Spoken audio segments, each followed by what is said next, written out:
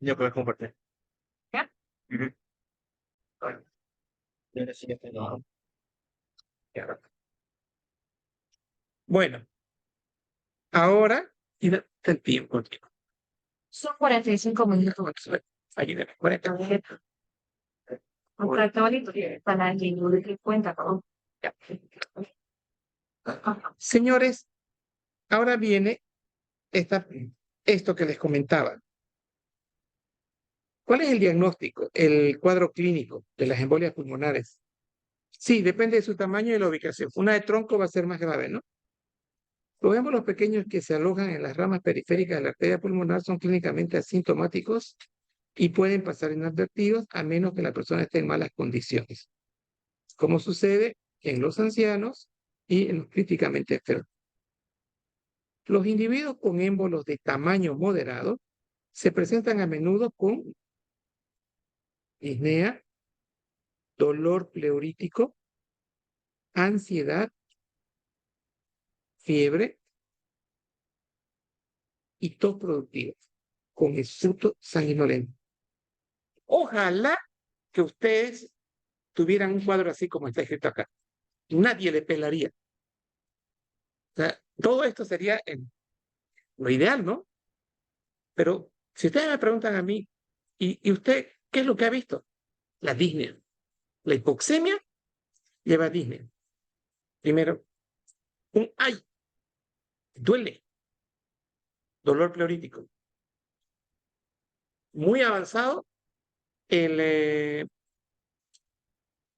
el, la hemoptisis. Y aquí tienen que hacer una pregunta clave. ¿Usted ha estado en reposo porque lo operaron de la cadera o de alguna otra situación?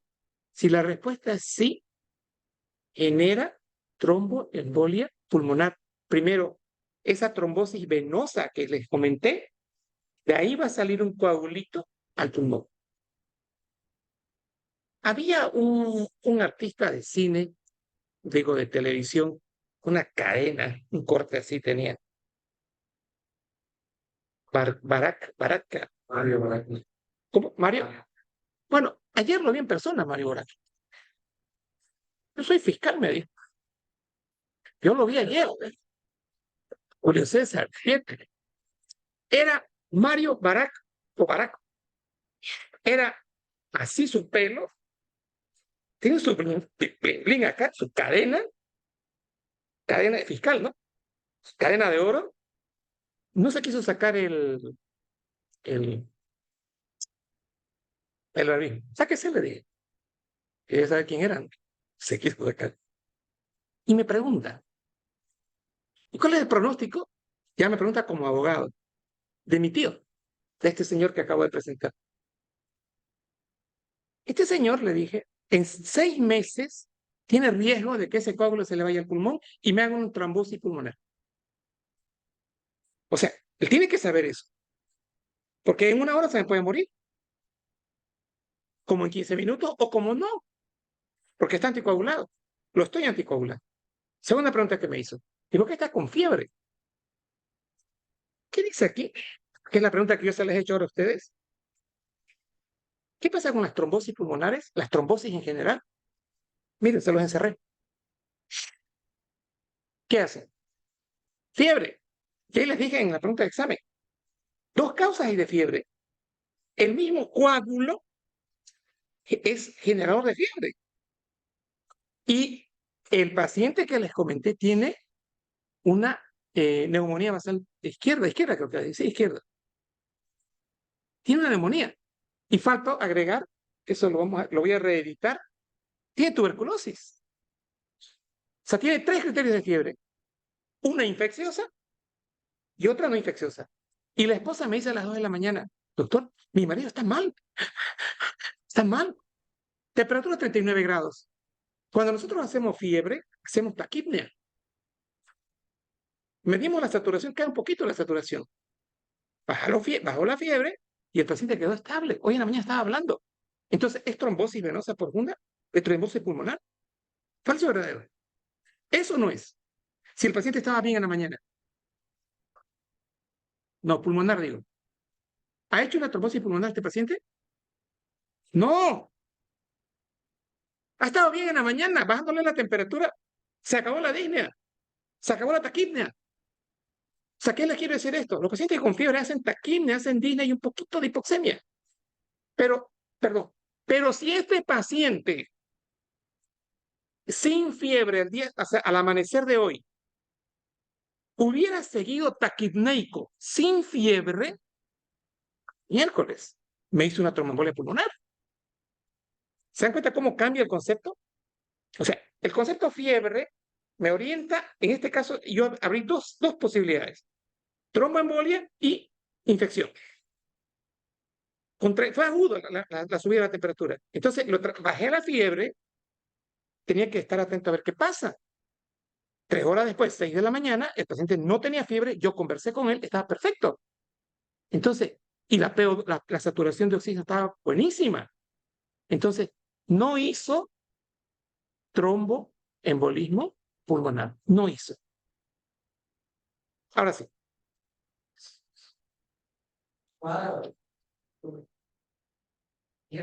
Después este paciente es amputado, está en reposo, es diabético, es hipertenso, o sea, tiene dislipidemia, o sea, tiene todos los factores para hacer una trombosis, pero de la arteria, de la vena, en este caso de la vena femoral hipoplitea. ¿Y cómo podemos darnos cuenta que el paciente tiene trombo en la vena? El edema. El paciente no tiene dolor, pero tiene una pierna así. O sea, por eso les estoy preguntando eso en el examen. ¿Cuál es la causa del edema en la trombosis periférica, en la venosa? Entonces el paciente le va a acudir a la consulta: mire, doctor, mi pierna está grandísima, ha aumentado el volumen, que tengo un leve dolor. Hasta no demostrar lo contrario, eso es una trombosis venosa profunda. Bien, entonces el paciente tiene fiebre, tos productiva con esputo sanguinolento o hemoptoico y muchas veces taquicardia. Yo diría que si estoy ordenando cuál es lo más frecuente, les dije hipoxemia, ¿no? Disnea, y esto también es importante. El paciente empieza a hacer taquicardia, que compensa la bajada de oxigenación, y el patrón respiratorio es rápido y superficial, o sea, quipnea se llama eso, ¿no? Para compensar la hipoxemia. Los pacientes con embolia, fíjense lo que dice acá. Los pacientes con embolia masiva, digamos, el tronco derecho de la pulmonar ya es masivo. Habitualmente presentan un colapso súbito, dolor torácico subesternal, opresivo, choque y pérdida de conciencia y óbito. Yo hasta ahora tengo una sensación de que no me fue bien. Voy a ver un paciente a domicilio y me dicen: doctor, he estado regresando de España, señora de 70 años, y no me siento bien, doctor. Me siento mal, no estoy bien. Y la señora tenía una taquipnea. Eso fue un viernes. Le mido con el saturador 93, 94, bajito. ¿Tiene dolor de pecho? No. Al día siguiente, sábado, esta señora llega cianótica a la emergencia. La entubamos y no hizo parada. O sea, no me siento bien porque habían algunos síntomas pequeñitos. El viaje de 12 horas ya es un indicador. Las personas que viajan en aviones largos, hacen viajes largos, hay que pensar en troponio. O sea, fíjense que la clínica no es tan así, tan clara. Que aparte la señora era fumadora. O sea, tenía su base de poco. Y me dice su hija: no me diga, doctor, me dijo. ¿La va a entubar? Sí. La chica se echó al llanto porque era médico y sabía que su madre se iba a morir. Porque era grave. Llegó cianótica. En 3 minutos estaba ya completamente cianótica. Entonces, es la sintomatología de la trombosis pulmonar hay que siempre sospecharla. El reposo, viajes en avión prolongados, hay que tenerlo en cuenta. ¿Ya? El pulso es rápido y débil, o sea, hay taquicardia, la presión arterial baja, ya estamos en choque, ¿no? Estoy describiendo choque ahorita, fíjense. Débil, eso es choque, ¿no? Presión arterial baja, menos de 90, choque. Las venas del cuello están distendidas. La pregunta ahora, ¿por qué hay distensión de las venas del cuello?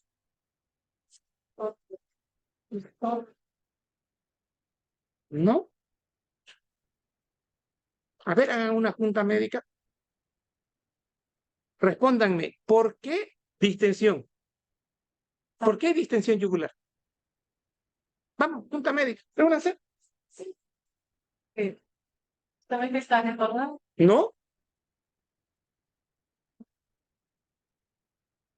A ver, la pregunta es esta. ¿Por qué? Quiero primero que se junten. Saquen sus celulares, saquen su libro. ¿Por qué regurgitación yugular? ¿Cuál es la fisiopatología de la regurgitación yugular? No lo tengo. Yo sé que usted tal vez sabe. No lo tengo. Deme 3 minutitos. Quiero que lean todos. Ya no se peleen por leer. O sea, puta, no se peleen por sacar su celular. Ahora que deben sacar su celular no lo sacan, pero en el examen lo sacan. Eso se llama paradójico. En el examen no deberían sacar celular, lo sacan. La pregunta es, para ayudarles, revisen causas de regurgitación yugular. Oficio patología de la regurgitación yugular.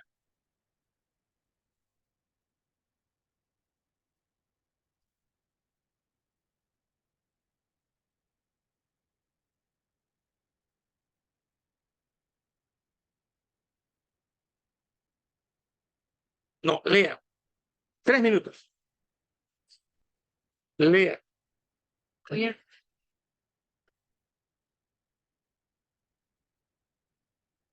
Canta su wipe. Sí. ¿Cuánto está? deja. Como 120, 130. Ya, qué bueno.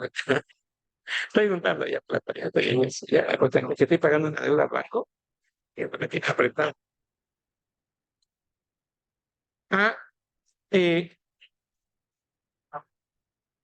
la pregunta del examen sería, anote, fisiopatología de la incurritación yugular en Viena. Y esto es de final, ¿no? Estamos hablando del final ya. Porque yo quisiera tener un docente que me las dé las preguntas meses antes. ¿Ya encontraron algo?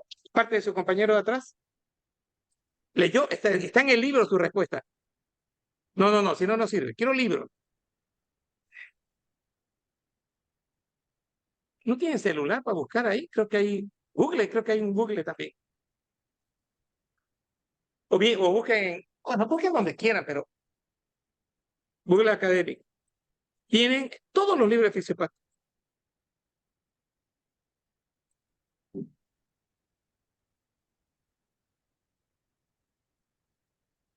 Le voy a enseñar algo.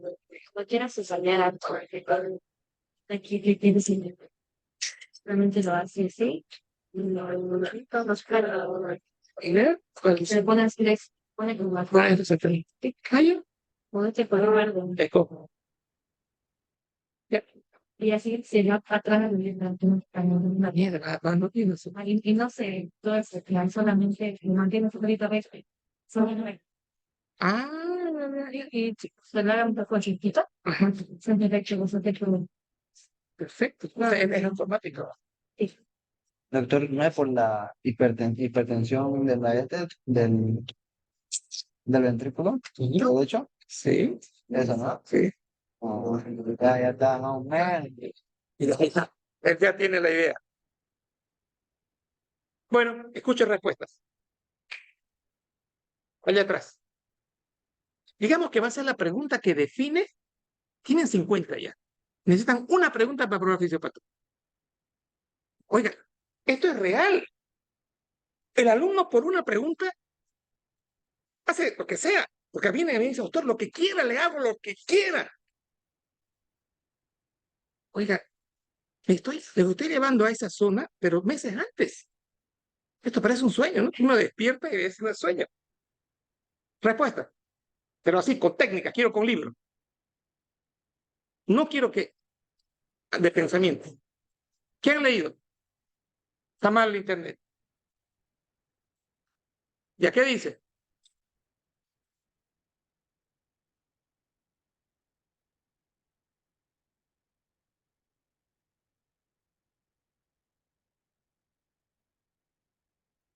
Falso. A ver, no, Julio César, falso. A ver, lea. No, no. Una cosa es lo que usted cree que dice y otra cosa es lo que está escrito.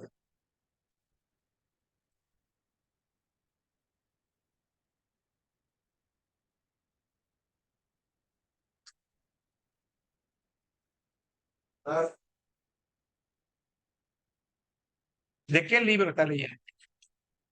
¿Pero qué libro? No, eso lo ha hecho tal vez un estudiante de colegio. Eso no es respuesta de un técnica, no es.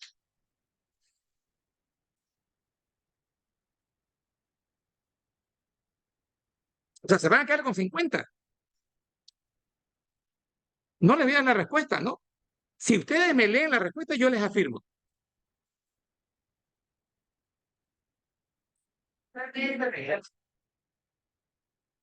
Pero tienen sus libros ahí en su celular. El Uribe tiene que estar descargado. ¿Cuál es la causa? Lea.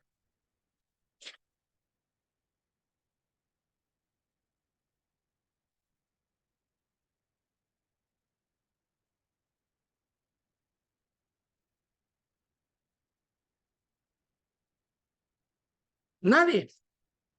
O sea,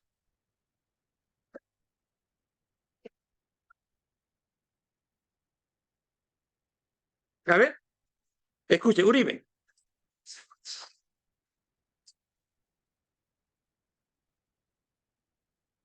Ah, punto a punto. Ya, yo le voy a ayudar. Yo le ayudo. Ahora sí, ya podemos hablar. Ya. No, no, no. No, Pere, no, no, tranquilo. Ventrículo derecho. Pere, sigan acá. Un ratito. Aurícula derecha. ¿Cuánto es la presión en el ventrículo derecho? No, derecho. ¿Cuánto es acá? Aurícula derecha. ¿Cuánto es? Presión venosa central. Bien. Dato que no pueden olvidarse a partir de ahora. Cero. Cero. Si aquí es cero, acá dijimos, acá dibujamos una arteria. ¿Qué arteria era? Eso. Aquí era 25/8. Un ratito. Para que esto suba, para que la presión venosa central suba, ¿qué tiene que pasar en mi presión del ventrículo derecho?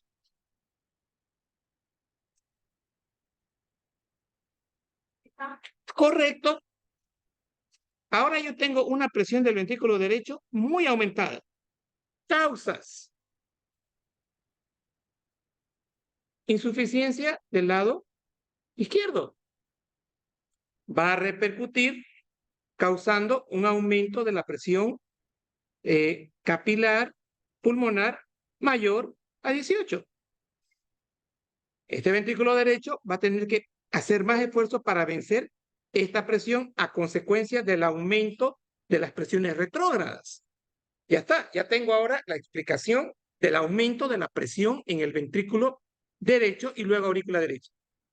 Y acá estábamos viendo que había una vasoconstricción refleja. Esa vasoconstricción refleja viene ya sea, bueno, en este caso, en tromboembolia pulmonar o el aumento de la resistencia en la insuficiencia cardíaca aumenta el ventrículo derecho. Ahora escuchen la historia. Lea de nuevo. Estamos acá. Dice, en la circulación mayor, aumenta la presión. A punto. ¿Por qué? Eso está explicando de la ICC. La presión de fin de diástole del ventrículo izquierdo es 8, máximo. Dijimos que en los casos de insuficiencia cardíaca, para evitar que haya lesión, para disminuir la presión intraventricular, aumentaba se hacía hipertrofia. Entonces, esta presión, está aumentada. Siga, ahí partamos. Esta presión de fin de diástole está aumentada. Siga. Ya. Al aumento de la presión diastólica del ventrículo derecho se transmite de forma retrógrada hacia el aumento derecho. Mire, otra vez estamos en retrógrado. Se transmite acá. Esto ya no va a ser 0. Va a ser 18, va a ser 20. Y ahora miren lo que voy a dibujar. Un ratito, por favor. Vena cava superior y vena cava inferior. Sigan. Empieza por un aumento. Ah, Hipatasia y edema. claro, señores. Perdón, acá esto es así, está mal este.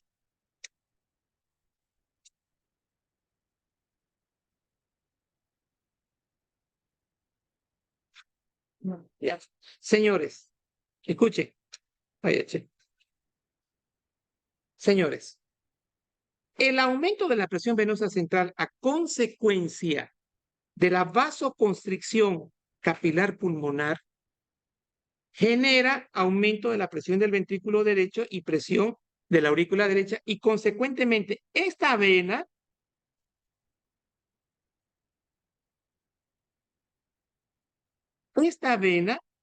tiene que generar mayor presión para vencer a esta, ¿no? La sangre va a intentar llegar así. Tiene que generar mayor presión para vencer a la presión venosa central, que ya no es 0. ¿Qué va a pasar con mi vena yugular? Se va a dilatar. ¿Qué va a pasar con mi vena cava inferior? Se va a dilatar. ¿Qué va a pasar con las venas que están en el hígado? Se van a dilatar. Y las venas de los miembros inferiores se van a dilatar y ahí tengo edema. Entonces, fíjense que les he hecho una pregunta que me deja preocupado porque no estaban conectados con IC siquiera, y en IC hemos visto insuficiencia, incurgitación yugular. Pero bueno, ahora aprendieron. Entonces, ¿cuál sería aquí la fisiopatología en la tromboembolia pulmonar de la incurgitación yugular? Exacto, la vasoconstricción. ¿Cuál sería la fisiopatología de la incurgitación yugular en la IC? Exacto, aumento de la presión diastólica y presiones retrógradas. Fíjense que ahora ya puedo preguntarles eso. ¿Cuál es la fisiopatología del edema agudo? Aumento de las presiones retrógradas, porque hay un aumento. La historia empieza, el clic empieza con el aumento de la presión diastólica. ¿Cuál es la fisiopatología en todas las patologías que causen EPOC? Va a terminar con vasoconstricción. Tromboembolia, vasoconstricción. Asma, al final, vasoconstricción. Patología intersticial, vimos la clase anterior, vasoconstricción. ¿Y qué va a causar? Aumento de la presión de fin de diástole en el ventrículo derecho y aumento de la presión venosa central. Y todo lo que aumente la presión, espera un segundito, todo lo que aumente la presión venosa central va a generar ingurgitación yugular y ingurgitación de la vena cava inferior. La escucho. ¿De qué, perdón? No lo entendí, de nuevo.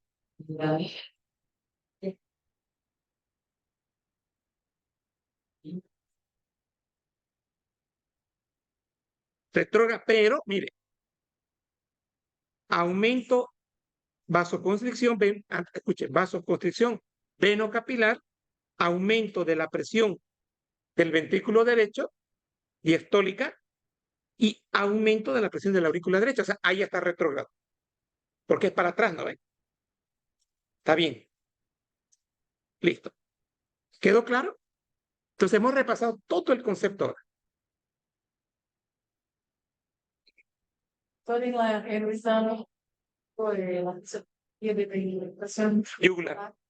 tenemos que poner varias. Tenían que empezar, la fisiopatología empezaba vasoconstricción alveolo capilar, aumento de la presión en el ventrículo derecho diastólico y aumento de la presión en la aurícula derecha, en la presión venosa central. Esto genera un aumento, o sea, si hay un aumento en la presión en el venosa central, hay dificultad para que la sangre llegue a la aurícula. Entonces se dilata. Se dilata abajo también. Por eso le dije a Julio César, la vi su respuesta muy superficial, diferente a la que te abrí. Pero ¿qué es lo importante? Que acaban de aprobar todos, bien 51. Aprobaron. Eso que dijeron, harían lo que quieran. Bueno, acaban de hacer ese esfuerzo. Bien. Doctor, yo tiene años que pasar por No, pero primer paso, llegar a 51. Primer paso. Ya, esa ansiedad. Fíjense, ya quiere 90. Pero primer paso, 51. Oigan, me topaba ayer, doctor, usted fue mi profesor a los internos. Y lloró harto de todo. ¿Sufrió? Sí. Entonces, todos tienen que hacer esfuerzo. Estos que están haciendo ahorita es esfuerzo. Están presentes.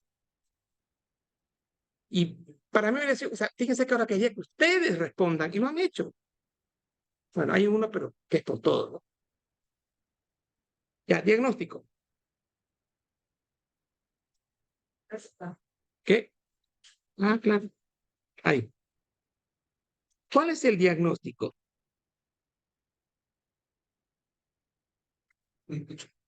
Lea. Ayúdenme. Diagnóstico. El diagnóstico de Inciso A. Inciso A. ¿Es clínico? Fundamentalmente. Fíjese la lectura del autor. ¿Con qué empieza? A, es clínico. Bien. Si es clínico, pregunto, ¿qué tiene que tener el paciente? Bien, bien, no, fiebre y tal vez un antecedente de viaje o de trombosis venosa profunda de la arteria poplitea o de la arteria femoral, ¿cierto? O un antecedente de trombosis, o sea, lo juntamos. Centralismo agudo, porque que el paciente tuvo una fractura de cadera, y tuvo una fractura de cadera, ha hecho una trombosis venosa y de ahí migró un coágulo. Ya está. Entonces, taquicardia también, porque el paciente está con hipoxemia. Perdón. ¿Y qué más? Taquipnea. Ahora sí. Claro. Este paciente está amputado hace 6 meses. De hecho, su tromboembolia pulmonar, perdón, su trombosis venosa profunda. Me decía atrás, no lo escuché. No, más que edema en la pierna es aumento del volumen de la pierna, que me está mostrando una trombosis venosa profunda, poplitea si quiere. Señores, es evidente, así es, más comparado con el otro lado. Sí, algo más. Algo pero muy forzado. Pero fíjense, yo no hablé de edema, ¿no? Más hablé de aumento de volumen. Bien. Ahora, prueba de dímero D. ¿Por qué tienen que saber esta prueba del dímero D? Porque Cuando tuvimos cuando tuvimos la época de COVID, señores, el paciente con COVID, ¿qué pasó? No, es la gente. ¿Qué pasó? Ya. ¿Por qué dímero D? Porque cuando mis pacientes con COVID llegaban al hospital, había que ver tromboembolia pulmonar. El COVID fue una de las patologías que me alteró proteína C, me alteró proteína S, me alteró calmodulina. Y había tromboembolias pulmonares masivas. Eso descubrieron los italianos. Y de ahí fue que empezamos a inyectar las heparinas. Y el dímero D me mide la fracción de los hilos de fibrina. Entonces, cuando estos hilos de fibrinas aumentan, más si hay un coágulo en cualquier parte, en este caso en el pulmón, dímero D me evalúa fibrina. Entonces ese coágulo. La tomografía de espiral de tórax, esto es lo que hay que hacer siempre. La angiografía pulmonar o TAC, angiotac, para ver que el coágulo. Los estudios de laboratorio de radiología son útiles para descartar otros trastornos y puedan tener síntomas similares debido a que la embolia puede precipitar una mayor resistencia vascular pulmonar. ¿Quién me traduce esto? Pero claro, Ah, era ahí. esto es de acá. Sí. Deme un poquito más. Ahí. Sí, está bien. Pero tiene un poquito más.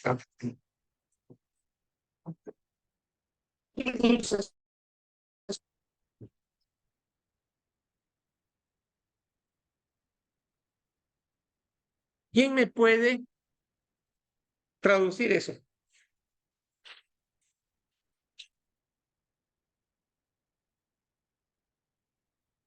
Una mayor resistencia vascular pulmonar.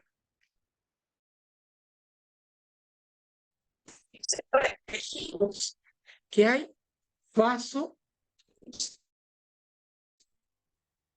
Entonces, ya está. Entonces, decir vasoconstricción, ¿cuál es su otro equivalente? Mucho foco. Pues, aumento de la resistencia vascular pulmonar. Y si de la resistencia sistémica. O sea, vasoconstricción. Resistencia pulmonar. Aumento de la resistencia periférica.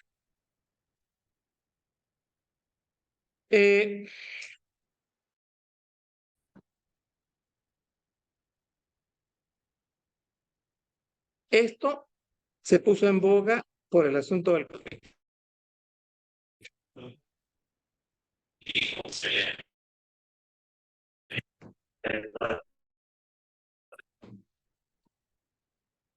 S1 es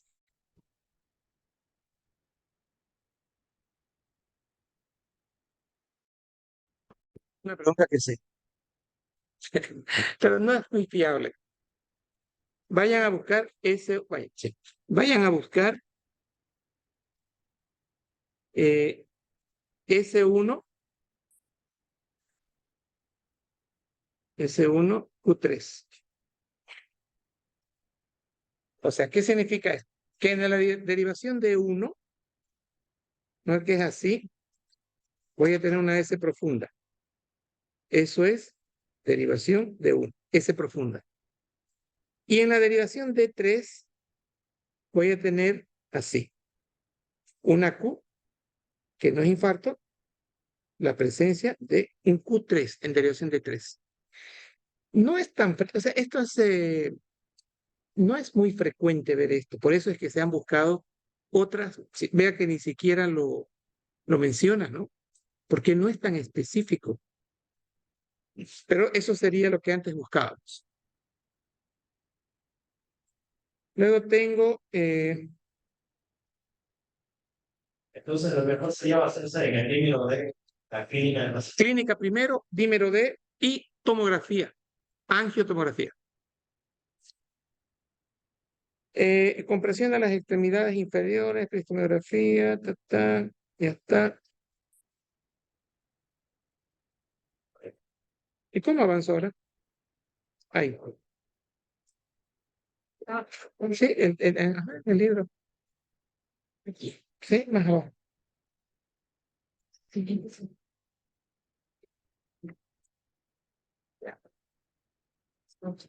Entonces vean acá sobre lo que decía Blas. La prueba del dímero D representa una determinación del dímero D plasmático. Aquí está. Lo que yo voy a ver es esto, la fibrina. Es la degradación de los factores de la coagulación que se activa como resultado del fenómeno tromboembólico. Esta prueba es la que pedíamos antes, la ventilación-perfusión. Eso ya no se hace frecuentemente porque el paciente está tan inestable que no se puede hacer la prueba, pero antes se hacía. Las pruebas de ventilación-perfusión son útiles cuando sus resultados son normales o cuando indican una elevada posibilidad de embolia pulmonar. Aquí está, esto es lo que sí hacemos. Angiotac con angiotomografía ya significa esto. Tiene que introducir un material contrastado. Pues entonces también tiene que ver con un Doppler. Doppler, en realidad, Doppler no se puede hacer de la arteria pulmonar, es complicadito, pero sí el ecocardiografista le puede decir aumento importante de la presión de la arteria pulmonar. El doble usualmente salía enseñando en lo que es La vena femoral, ahí se ve Doppler, o arteria femoral. Ya, aquí está todo eso. El tratamiento, o sea, un medicamento que destruya el coágulo, que sería la estreptoquinasa, o un activador de plasminógeno tisular. El tratamiento trombolítico se continúa con anticoagulantes, heparina y después warfarina. La interrupción quirúrgica de la vena cava o la inserción de un filtro para evitar embolias de plasma. Esto de acá, escuchen esto. Esto de acá,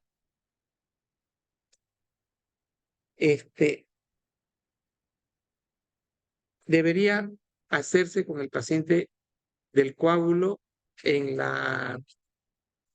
todo lo que es la poplitea. ¿Y eso qué significa? Esto es como cultura. El paciente tiene la vena, caramba. El paciente tiene la vena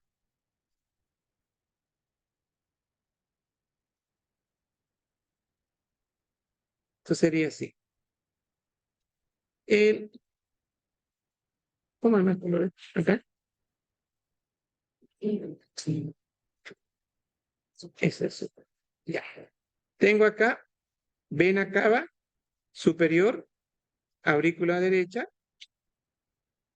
la vena, y aquí tengo las ilíacas y aquí tengo la femoral, ¿cierto? Toda esta femoral está con coágulo. ¿Qué es lo que la traducción de lo que van a leer ahorita? Aquí se pone un paraguas.